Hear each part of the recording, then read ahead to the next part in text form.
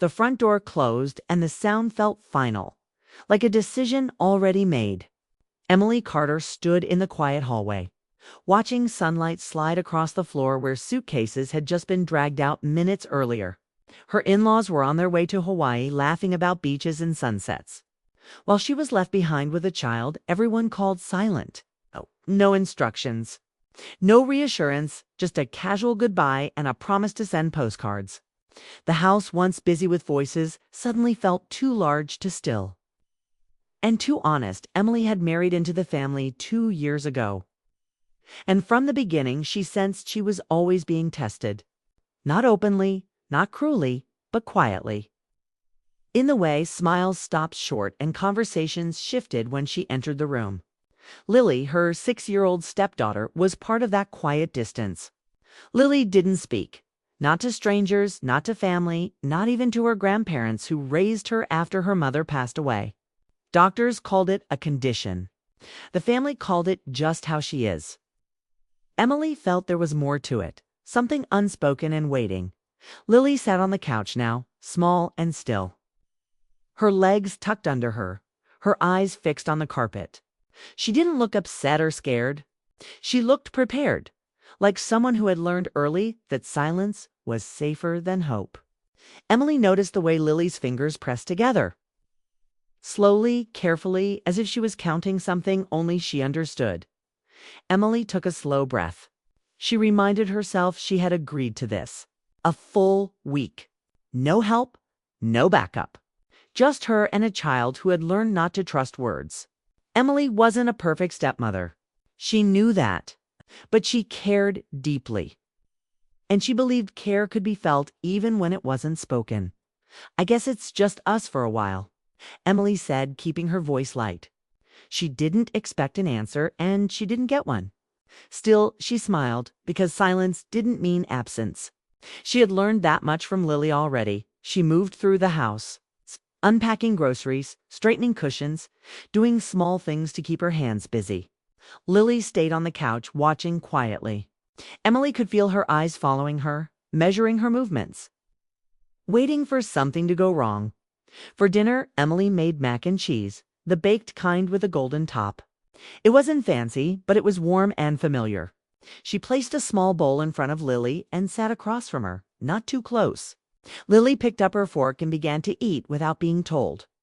Emily noticed how neatly she ate. Like someone who didn't want to leave evidence of being there. They ate in silence, but it wasn't uncomfortable. Emily didn't rush. She didn't fill the quiet with forced talk. When they were done, Emily cleared the table and brought out a box she had found earlier in the closet, told puzzles and board games that looked untouched. She set a jigsaw puzzle on the floor, showing a lighthouse by the sea, standing tall against dark waves. Emily sat down on the rug, leaving space. "You don't have to help," she said gently. "But you can, if you want." For a long moment, nothing happened. Then Lily slid off the couch and sat across from her. She picked up a puzzle piece, studied it, and placed it carefully on the floor. Emily didn't react. She just picked up another piece and began sorting by color. Minutes passed. The puzzles slowly took shape. Their hands moved close, but never touched. It felt like a quiet agreement had been made. Emily wasn't going to force anything. Lily wasn't going to hide. When the last piece clicked into place, Emily smiled without thinking. "We did it," she said softly. Lily looked at the finished picture, her lips pressing together in something that almost looked like pride. Emily stood up and stretched. "I'll make hot chocolate," she said, turning toward the kitchen. She took only a few steps before she heard a small, clear voice behind her. Not loud, not shaky, just certain. "You don't leave when I am quiet."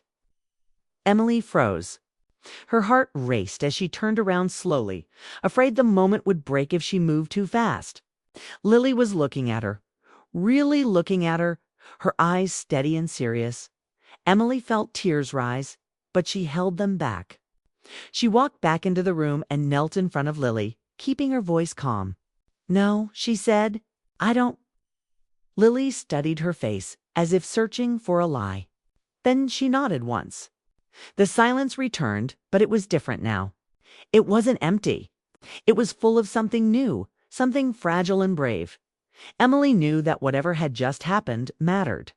Those 7 words weren't just speech. They were a door opening. And for the first time since the car had driven away, the house no longer felt empty. The moment Lily spoke, Emily felt a shift in the room, like the air itself had changed. Those 7 words hung between them, fragile and powerful. "You don't leave when I am quiet."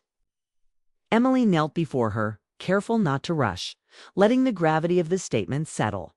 She knew in that instant that trust wasn't measured by the loudness of words, but by the willingness to stay. To be present, to wait. She whispered softly, "I'm here. I'm not going anywhere," and held her gaze, letting Lily decide whether to accept it. For a long minute, Lily simply stared, her brown eyes wide and unblinking. Emily didn't try to fill the silence. She didn't ask questions. She just remained still, letting her presence speak louder than words could. Slowly, Lily's shoulders relaxed, and the tiny, almost imperceptible nod she gave felt monumental. It was a small surrender, a choice to let someone in without the usual walls of silence. Emily understood that this was not about a single moment. It was about every moment that came after. Every day she chose to be patient, kind, and present. The evenings settled in around them, the sun dipping low, casting orange streaks across the walls.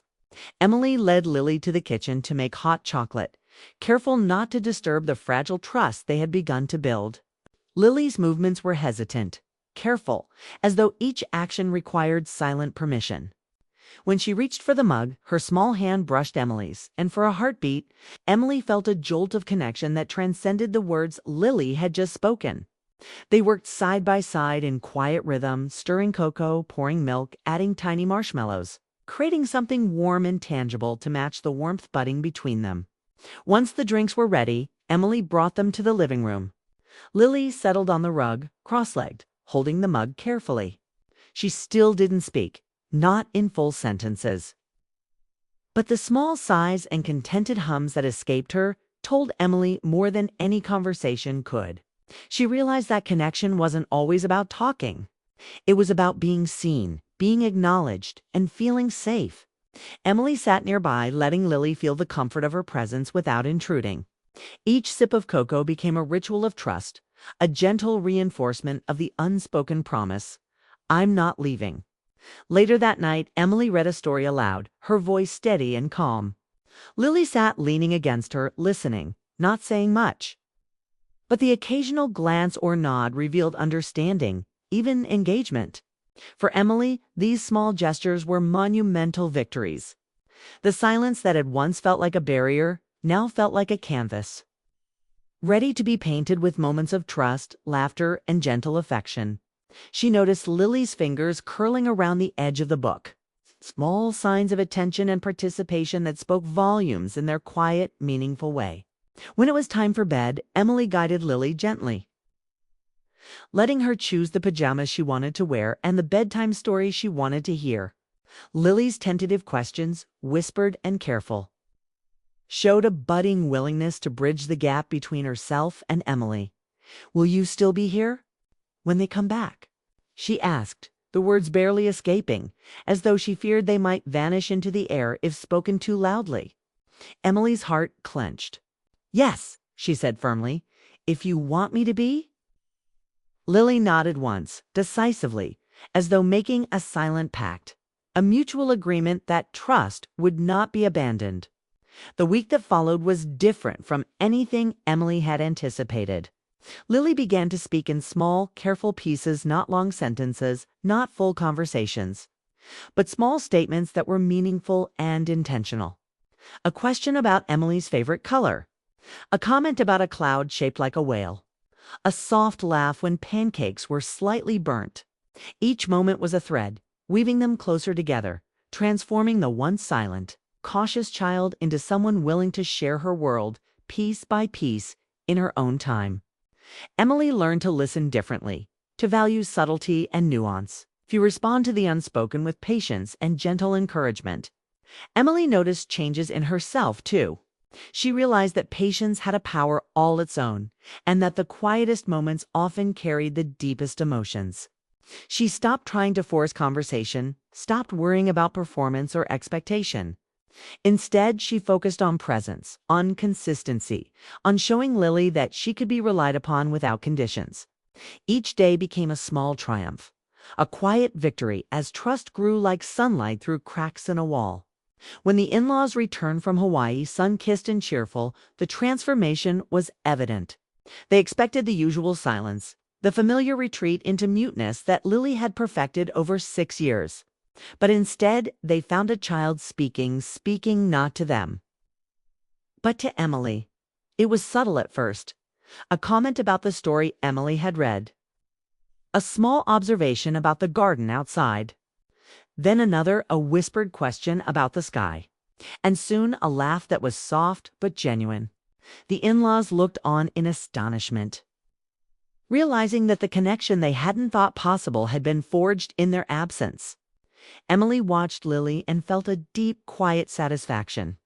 The bond they had created was not dependent on biology or obligation. It was built on trust, patience, and the unwavering presence of someone who refused to leave when it mattered most. Those 7 words, "You don't leave when I am quiet," had opened a door, Philney, and Emily had chosen to step through it fully every day. The love that had blossomed was quiet but undeniable, a testament to the power of empathy, understanding, and gentle guidance. By the end of the week, Emily and Lily had established a new rhythm, one that balanced independence with connection. They had learned each other's cues, understood the unspoken, and celebrated the small victories that came from patience and trust. Lily's voice, once absent, was now present in fragments, each word carrying weight and significance. Emily's presence had shown her that silence was not the end of communication, but a bridge to deeper understanding when met with care and consistency. In those few days, Emily realized that love was often not about grand gestures or constant dialogue. It was about showing up, even when unacknowledged. It was about holding space for another person, letting them unfold at their own pace, and celebrating the small, meaningful steps they took toward connection. Lily's willingness to speak, even in whispers, had transformed Emily's understanding of family, trust, and the quiet power of empathy.